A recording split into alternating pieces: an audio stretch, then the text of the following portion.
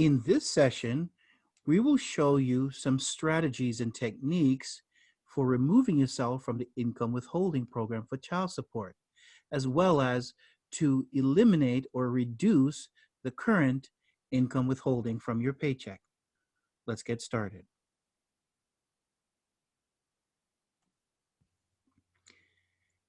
We will look at the child support income withholding process under the child support program.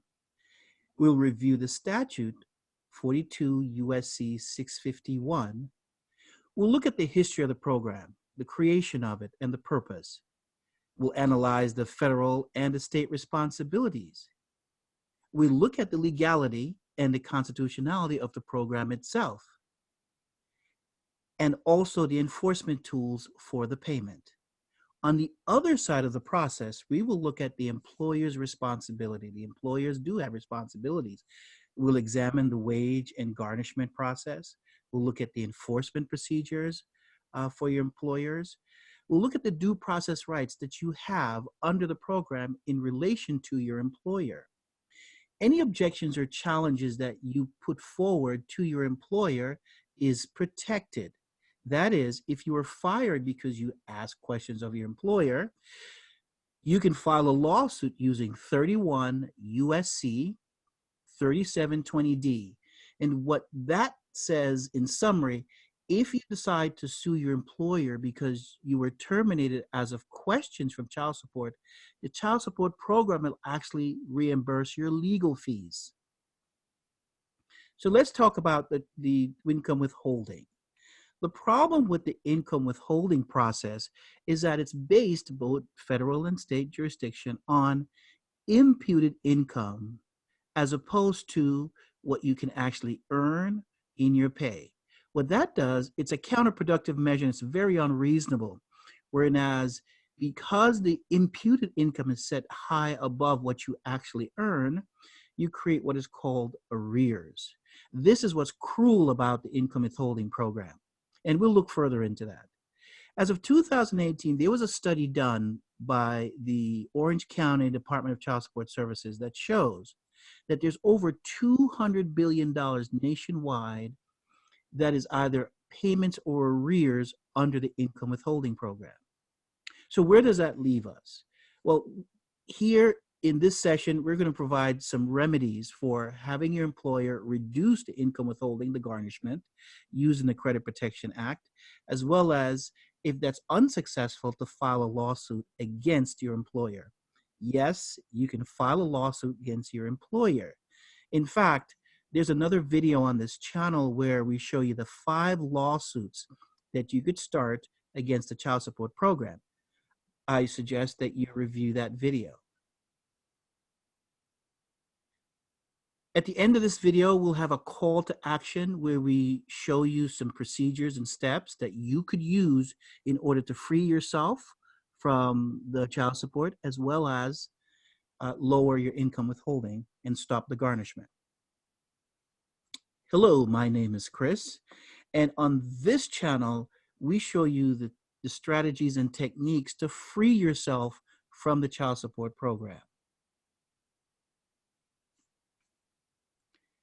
This is our non-lawyer maxim, and basically this states that the information we're going to provide you in this video will cover certain laws, and that is, we are protecting both ourselves in that the practice of law cannot be licensed by a state, that is Sheriff versus Board of Education, as well as we can provide you education on legal strategies.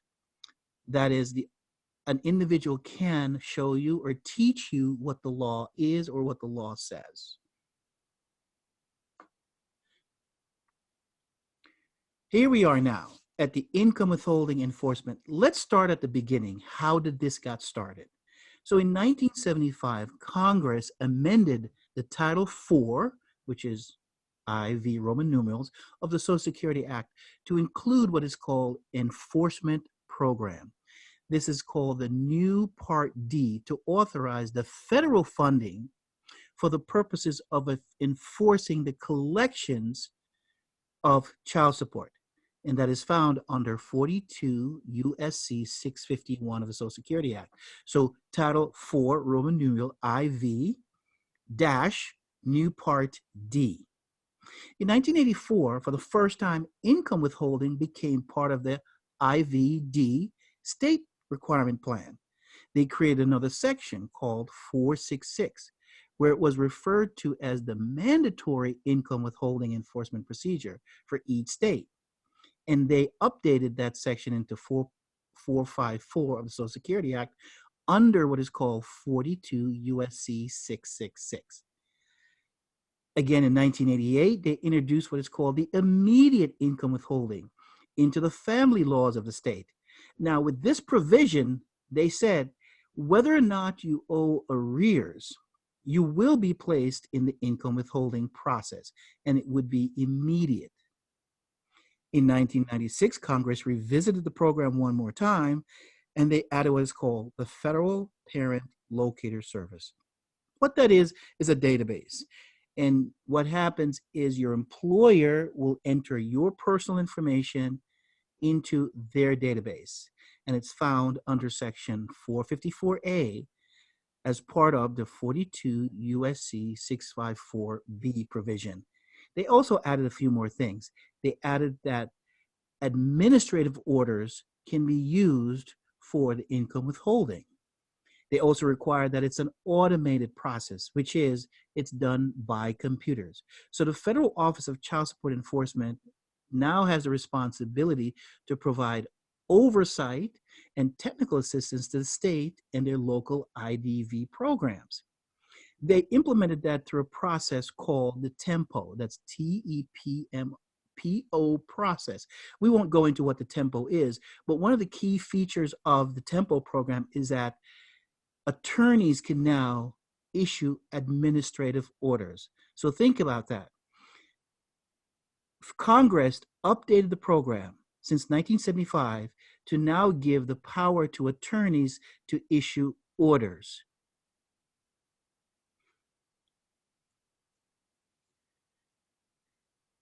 The single and separate unit under 45 CFR 301. So the Office of Child Support, the Federal Office of Child Support, created what is called a group or agency within the Department of Health. That is where it's being administered from. They also created a one state remedy, means that the state that has jurisdiction of the child support case can leverage or utilize that jurisdiction in all 50 states, sort of a one state solution. So when you're summoned to court, whether for the first time, you get a summons that says, show up or appear in family court. Well, there's a question here in terms of constitutionality. Congress created the Office of Child Support. That's Article 1. Family court is a division of Article 3. The separation clause of our Constitution says no agency has control of the other. So on the screen, you'll see we have this question mark. How are they able to accomplish this work and through the program? Well, what if there is an agreement between the two branches of government? And that agreement is called the IDV agreement or the cooperative arrangements. That's 45 CFR 302.34. This is where the IDV program now creates IDV agencies. And they're now mandated to enter into written agreements, contracts with officials from the court system, as well as the law enforcement and the prison system. Also, they agree to manage the state IVA program, which is welfare, under 45 CFR 235.70. So now this completes the circle. So the Office of Child Support creates the cooperative arrangements which allow them access to the court system through the contracts, and it's managed by the Department of Health. That completes the circle. So where does that leave your constitutionality? When you arrive at court for a hearing and you're in a room with someone in a black robe, at that point, the first statement is, where are you? Are you in Article 1 or Article 3? That question must be answered because, again, it's the separation of powers. So if you're before an IDV agent, which is a judge that's contracted by the IDV, then that judge or lawyer or whatever that person is, they're not performing a judicial function. If you disagree with our assessment, please feel free to comment below. Upon further research, we found a case called Blessing versus Freestone. That is, the Supreme Court came back and said, the Title 4D process or program does not benefit the mother, the child, or anyone. It's basically a federal funding program, and therefore the individual has no rights. It went on further that the IDV process was set up so that the Secretary of the state can manage the program through the Department of Health or Human Services, that they manage it through your local IDV office, which is functioning inside the court system. Again, that's Blessing versus Freestone. 45 CFR 303.100. This is now the enforcement of the income withholding from your employer perspective. So here's how it starts. The state would notify your employer of the immediate income withholding. As you recall, where we are now is where the income is immediate based on all the changes in Congress. Here's some of the things to highlight. Once the employer gets the income withholding or the garnishment request, they must return that within 7 days. Here's something else. They also get what is called an administrative fee for doing this process. So that means your employer is participating in the program, even if the fee is small. They also must work on the garnishment using the Consumer Protection Act, 15 U.S.C. 1673.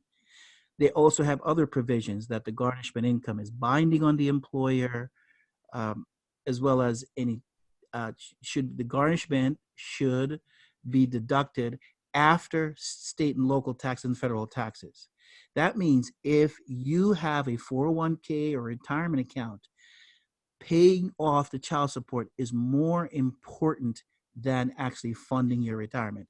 This is one of our issue, is that the child support program basically is driving all men into bankruptcy. If you cannot fund your retirement, then how are you going to retire after 20, 30 years? That's why we encourage and we suggest and recommend everyone should be off this program. It is predatory. Next, the employer is required to do what is called submit your name into a new hire directory within 15 days. As you know, that was part of the 1996 changes to the Title IV program. We have a video called Know Your Rights. For your employer to just submit your information, private information, to an outside governmental program, well, I think there's an opportunity there for you to question that process. So if you have the opportunity, please watch our video, Know Your Rights. 45 CFR 264.30. This statute says that the state must refer all appropriate individuals in the family to the IDV agency. This is now our assumption.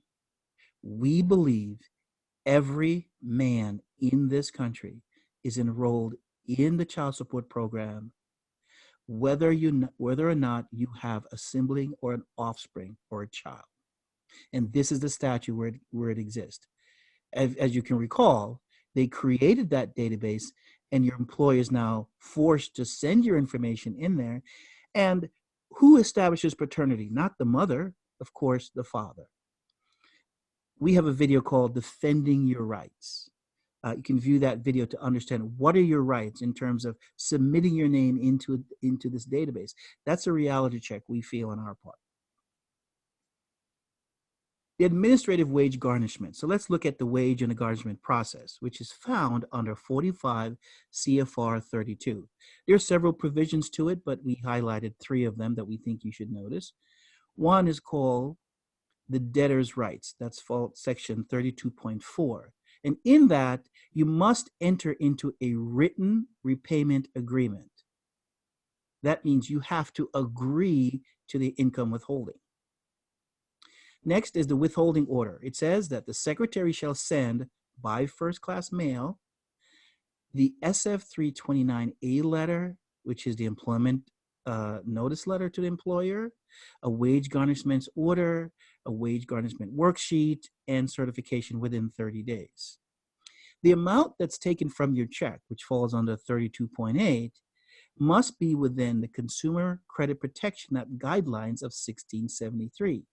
And within that guideline, it says that your garnishment should not exceed what is called 30 times minimum wage. And that found under statute 29 CFR 870.10. That is, if you perform the calculation yourself and you discover that they're taking more than what is required by statute, that's an opportunity to object. That's an opportunity to question. On the left here, we have the form itself, what's called the wage garnishment package. So there's a section called brief instructions. So we're going to highlight that on the screen. Here's what it reads. This is the brief instructions from the packet itself that has the letters. It says the federal agency issues a wage garnishment order and is referred to as a creditor agency. The creditor agency must complete the administrative wage garnishment form. As I said, it was the SF-329A. So look at this for a second. If someone tells you that child support income withholding is law, they are incorrect. The very packet to the employer state that they are a creditor agency. So far, you've now learned that the Child Support Enforcement Title IV, New Part D, is nothing more than a credit agency. And as the case law, Blessing versus Freestone says, it has nothing to do with the child, the mother, or the father. Note that. So what's the remedy? Well, the remedy is you will use the Consumer Protection Act to either reduce your income withholding or eliminate from the program. So here we'll briefly state what the Consumer Protection Act is. It is where Congress passed a law that says your garnishment should not be more than 25% of an individual's disposable income, right? 25%. However, Congress, again, inside the child support program, allows up to 60% be deducted from your pay. And as we said, it's after you pay your taxes, it is the first payment made priority. We have a video called Show Me the Money. We go into further details of this CCPA for more information. Please review that.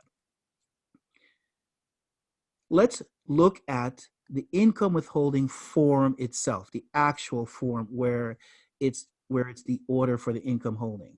And it's based on what is called imputed income, not earning capacity or prior experience. In New York, there's a case law called Kessler versus Kessler. That's from the Second Department, where it says that it's perfectly okay for the child support agency to impute the income and completely ignore the employment history or future. So when you go to court, again, IDV court, and they ask you to bring your tax return, why they ask for that when they don't need it? According to this court case, it's not needed. So basically, they can make up whatever number they have, which explains why the income withholding of itself is so detrimental to all men, because they make up the number. It is the beginning of the fraud.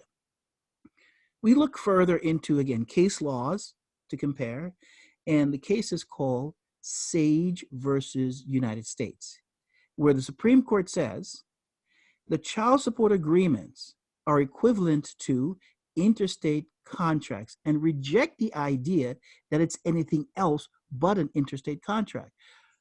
Reminder, the form itself is a uniform form called the OMB form. It's given to all 50 states to use that form as we just covered. And the idea is to create a one state system which crosses state line. Again, interstate contract. That's how US versus A's decide this. Not a court order, but an administrative order for payment.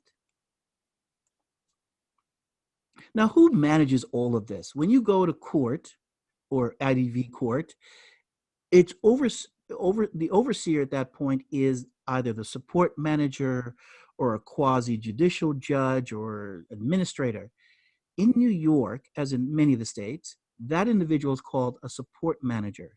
Under New York law, it's 205.32, where the support manager, which is hired by the chief administrative judge in family court, they shall be an attorney admitted to practice law.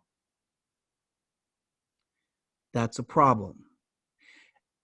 A debt collection agency, child support, has an attorney sitting and organizing it. That attorney is not a certified public accountant, is not a tax preparer, not a bookkeeper, and not a financial advisor. So you have an attorney who's making decisions on financial instruments, which is imputed, basically make it up. Now, you can sue the support manager. It is our opinion that every support manager can be sued under 1983 law for violating of your rights because they are practicing without a license. If you can't practice law without a license, how can you practice bookkeeping without a license? It's the same thing. So in fact, it is fraud on the court. You need an expert to do this. And further, if you're going to impute the income, you must have some forensic skills, which means an accounting skills. The support manager is an attorney. Again, that's where the fraud and this is where the lawsuit comes in. So this is one of your remedy. You can sue them under what is called the Private Party Act, using either Ex parte Young, but the main case is Owen versus City of Independence. So yes, you can sue the support managers. In fact, we believe that you can sue every support manager because they're practicing without a bookkeeping license. So now let's take your employer, which the statute is 45 CFR 3.100. You can also file a lawsuit against them for the income withholding under what same thing, the Third Party Privacy Act under the 1983. The case you'd reference is Lugar versus Edmonton. Now, why would you want to sue your employer? Well, if they're not following the CCPA, the Credit Consumer Act, and they're taking out more than they need to, then that of itself becomes a damage. You're saying, oh, my employer is good to me and I don't want to sue them. Well, if you're content with only making 10% of your pay, then I guess it's okay. But if not, here's a remedy. Here's something else to note. The employer gets an administrative fee for performing the income withholding garnishment. So they have a fiduciary reasons for carrying out the program. Again, they're involved in this. They're equally involved in this. So here we've come to the section called Call to Action. Here's what we suggest, and we provide information. You need what is called a copy of the Justice Department letter, as well as another form called the COL or the Deprivation of Rights letter. You will use that as you engage both the agency as well as your employer. So here's what we suggest. Again, you can do whatever you want. We're not legal advisors, but here's what we suggest. You can ask your employee to recalculate your garnishment based on 29 CFR 87.0. Next, you could ask your employee to stop the garnishment. If you feel that it's unjust, again, the income is imputed, use the Consumer Protection Act in which to remove yourself from the program. And if you have any questions on that, please feel free to send us an email. We will tell you what our opinion is on the process. And here's the good thing. You can start this process now. You don't have to wait for the next paycheck. If you think it's unfair, if you think the garnishment is too high, you can start the process in which to either reduce the garnishment or stop the garnishment process in its entirety. As always, feel free to reach out to us, and we continue to provide research materials for you to use so that you can remove yourself from child support. We also ask you to subscribe to our YouTube channel. We provide what we call information to folks who subscribe outside of our videos, and so you want to be a part of that list. And next, we ask for a $25 gift just to help us with our research. It's voluntary, but we ask anyway, and it will help us to provide more details to you as time goes on, as the program changes. We're recommending here some videos that you can review in order to remove yourself from the child support program. And that brings us to the end of this presentation. We want to thank you, and please review the rest of the videos on this channel.